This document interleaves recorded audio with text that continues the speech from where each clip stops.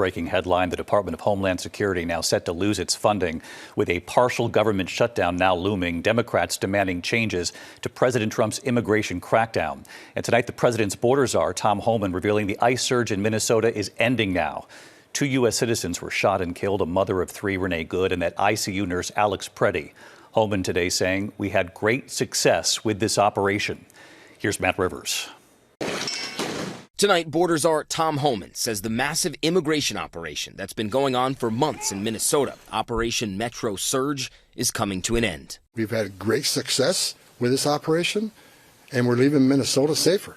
It began in December and grew to more than 3,000 federal agents, at first led by Commander-at-Large Greg Bavino. They swarmed Minneapolis, pulling people from vehicles, breaking down doors with battering rams, and clashing with protesters. Federal officials say they arrested more than 4,000 people, including some violent criminals. They also killed Renee, a mother of 3, after Agent Jonathan Ross opened fire on her in her vehicle. And Alex Pretti, an ICU nurse who was shot at close range multiple times. Homan replacing Bavino after he was reassigned amid public outcry. There were some issues here, and we addressed those issues.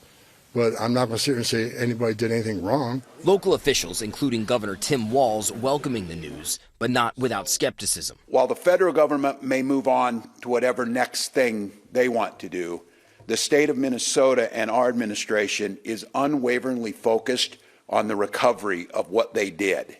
The news comes as lawmakers leave Washington without a deal to fund the agency that funds ICE, the Department of Homeland Security, all but ensuring a partial government shutdown.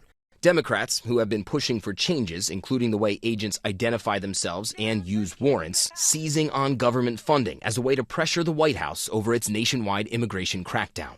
All right, let's bring in Matt Rivers with us live tonight. Matt, of course, on the news there, this surge ending in Minnesota. And while we have you tonight, another story you've been reporting on, you traveled to El Salvador for us, to that notorious prison, CCOT. In El Salvador, there's news on that front tonight as well? Yeah, that's right, David. We actually went inside that notorious prison last year and saw firsthand just how horrific the conditions were inside.